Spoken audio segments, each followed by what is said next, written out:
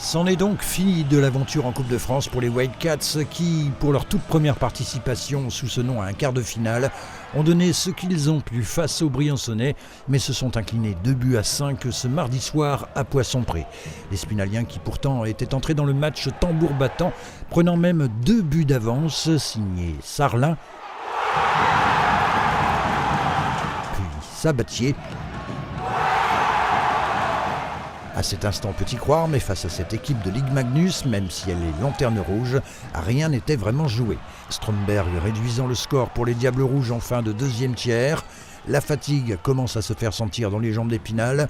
Moins de vélocité sur la glace, des erreurs défensives. Égalisation au début du troisième tiers.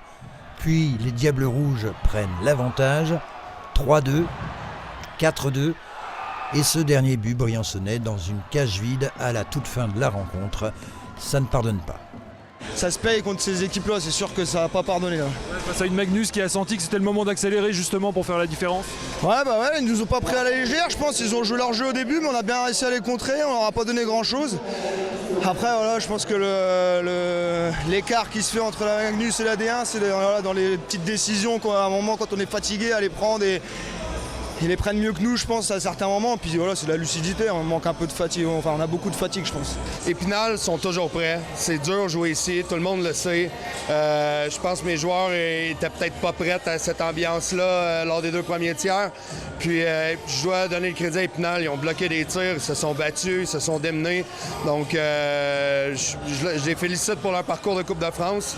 Maintenant, nous, on continue. C'est sûr que j'ai aimé notre réaction au 3e tiers. Victoire 5-2 pour Briançon et un coup d'arrêt donc après 10 victoires consécutives en championnat et en Coupe de France pour les Wildcats d'Épinal qui vont devoir se reconcentrer sur le championnat justement avec déjà la réception samedi de Neuilly, dernier match avant la trêve de Noël.